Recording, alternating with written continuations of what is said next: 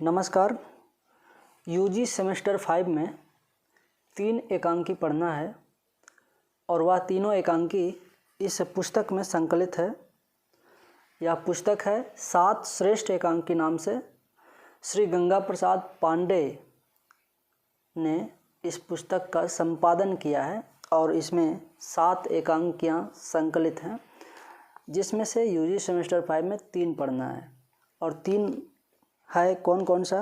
तो एक पर्दे के पीछे जो उदय शंकर भट्ट का है, दूसरा एकांकी माँ है जो कि विष्णु प्रभाकर का है, और तीसरा एकांकी काल पुरुष और अजंता की नर्तकी है, जिसके एकांकीकार डॉक्टर लक्ष्मी नारायण लाल हैं।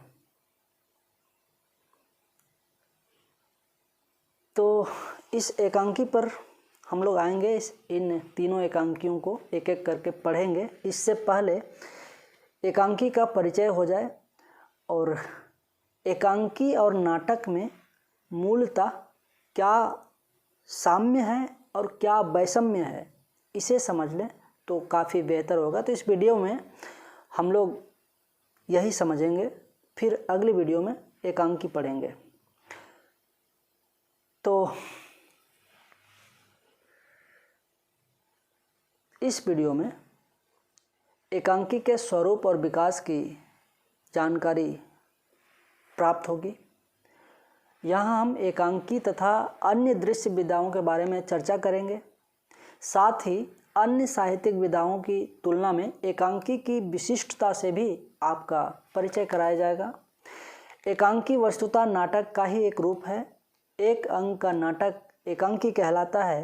नाटक की रचना दुनिया भर के साहित्य में आरंभ से ही काफ़ी लोकप्रिय रही है, किंतु एकांकीकार अपेक्षाकृत नई विधा है। हिंदी में 30 के दशक में शुरू होकर लगभग 3-4 दशकों तक एकांकी काफ़ी लोकप्रिय विधा रही है। तत्पश्चात श्रव्य दृश्य माध्यमों के विस्तार और लोकप्रियता के बाद इसमें थोड़ा ठहराव आया और इनका स्थान नाटक के अन्य रूपों जैसे नुक्कड़ नाटक, रेडियो नाटक, टीवी नाटक आदि ने ले लिया। एकांकी नाटक का ही एक रूप है, अतः एकांकी की चर्चा करने से पहले नाटक के बारे में थोड़ी सी जानकारी अपेक्षित है। साहित्य के 2 प्रकार होते हैं, एक वह जिसे पढ़ा या सुना जा सकता है और दूसरा वह जिसे देखा जा सकता है। पहले प्रकार के अंतर्गत कविता, कहानी, उपन्यास आदि आते हैं और दूसरे के अंतर्गत नाटक आता है। इस तरह साहित्य का वह रूप जिसे हम पढ़ भी सकते हैं और अपनी आँखों से देख भी सकते हैं, नाटक कहलाता है। अब प्रश्न यह उठता है कि इसे कैसे दिखाया जा सकता है? तो उत्तर होगा, इसे अभिनय के माध्यम से देखा जा सकता है। अभिनय कौन करता है? तो उत्तर होगा अभिनेता। अभिनेता विभिन्न पात्रों का अभिनय करके नाटक की कथा को दृश्य रूप प्रदान करते हैं। इस तरह यहाँ कथा का वर्णन नहीं किया जाता, बल्कि उसे दृश्य रूप में प्रस्तुत किया जाता है। अभिनेता पात्रों के रूप का अनुकरण करते हैं, इसलिए नाटक को रूपक भी कहा जाता है। पात्रों का यह अनुकरण बाह्य तथा आंतरिक दोनों स्तरों पर किया जाता है, अर्थात अभिनेता पात्रों के अनुरूप वेशभूषा, आचरण, हाव भाव तथा भाषा का व्यवहार करते हैं और कथा को घटित होता हुआ दिखाते हैं। यह अभिनय जिस स्थल पर होता है उसे रंगमंच कहते हैं और इसे देखने वाले नाटक के दर्शक या प्रेक्षक कहलाते हैं। आपने कोई नाटक देखा होगा, रामलीला या रासलीला देखी होगी या अन्य किसी तरह का अभिनय अवश्य देखा होगा। क्या आपने कभी गौर किया है कि नाटक की क्या विशेषता होती है? आपने कहानी या उपन्यास पढ़े हों, नाटक भी पढ़े होंगे, कहानी सुनी होगी। क्या आपने ध्यान दिया कि जो कहानी आपने सुनी और जो नाटक आपने देखा उसमें कोई अंतर है? आपने गौर किया होगा कि आप कहानी पढ़ते या सुनते हैं और नाटक देखते हैं, नाटक को कोई कहता या सुनता नहीं, बल्कि अभिनेता प्रत्यक्ष रूप में इसे प्रस्तुत करते हैं। इस तरह यह दृश्य माध्यम है, यहाँ घटना का वर्णन नहीं होता, हम उसे घटित होते हुए देखते हैं। नाटक में कार्य व्यापार दो तरह से आगे बढ़ते हैं, पात्रों के बीच वार्तालाप द्वारा और उनके आचरण या कार्यों द्वारा। लेखक की रचना को अभिनेताओं द्वारा रंगमंच पर प्रस्तुत किया जाता है, किंतु उनके अलावा बहुत लोग नाट्य प्रस्तुति में सक्रिय भाग लेते हैं। इसमें प्रमुख हैं नाटक का निर्देशक, रंग साज्यकार, प्रकाश व्यवस्थाकार, संगीत वाद्य की व्यवस्था करने वाले आदि। नाटक की कथा वस्तु कई अंकों में विभाजित होती है और अंक कई दृश्यों में विभाजित होता है। अंकों की संख्या अक्सर 5 या 3 होती है। हालांकि अंकों का कोई प्रतिबंध नहीं है, यह संख्या 5 या 3 या कम या अधिक हो सकती है। अंकों को क्रमशः दृश्यों में विभाजित किया जाता है। दृश्यों की संख्या के बारे में कोई भी निश्चित नियम नहीं है। हाँ, दृश्यों की संख्या बहुत अधिक बढ़ जाने से मंच पर प्रस्तुति में बाधा उत्पन्न हो सकती है। दृश्यों की योजना वस्तुतः नाटक की प्रस्तुति को दृष्टि में रखकर ही की जाती है। इसमें घटना के समय, स्थान, वातावरण आदि को प्रस्तुत किया जाता है। इस तरह नाटक का सारा कार्य व्यापार अंकों और दृश्यों में सिमटा रहा होता है। आधुनिक युग में नाटक के भीतर से एक नई विधा का जन्म हुआ। यह नई विधा एकांकी के नाम से विकसित हुई है। एकांकी का अर्थ है एक अंक का नाटक। एक से अधिक अंकों के नाटकों की चर्चा हम ऊपर कर चुके हैं। आपके मन में प्रश्न उठ सकता है कि जब 3 या 5 या 2 या 4 अंकों के नाटकों को एक समान ही समझा जाता है, तो एक अंक के नाटक को एक नई विधा क्यों माना जाता है? आपका प्रश्न सही भी है। यदि केवल अंकों की संख्या के कारण ही एकांकी एक अलग विधा मानी जाए, तब तो फिर अंकों के आधार पर कई तरह के नाटक हो सकते हैं, किंतु ऐसा नहीं है। कई अंकों के नाटक को कभी कभी पूर्णकालिक नाटक भी कहते हैं। ऐसा अक्सर एकांकी का नाटक से भेद करने की दृष्टि से ही किया जाता है। यहाँ हम एकांकी और नाटक शब्दों का प्रयोग करेंगे, अतः नाटक शब्द से हमारा तात्पर्य होगा एक से अधिक अंकों का नाटक। आधुनिक युग में एकांकी एक स्वतंत्र विधा के रूप में विकसित हुआ है। इसका शिल्पगत स्वरूप नाटक से मिलता जुलता होता है, किंतु कलेवर कहानी की भांति संक्षिप्त होता है। नाटक और एकांकी में न केवल आकार का ही अंतर होता है, अपितु कथा वस्तु, पात्र संख्या आदि का भी अंतर होता है।